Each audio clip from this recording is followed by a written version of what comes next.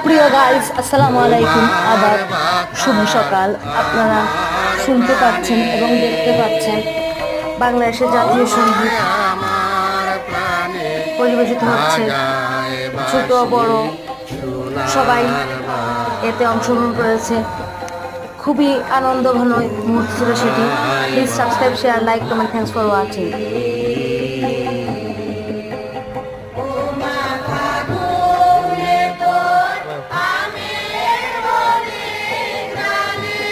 Well.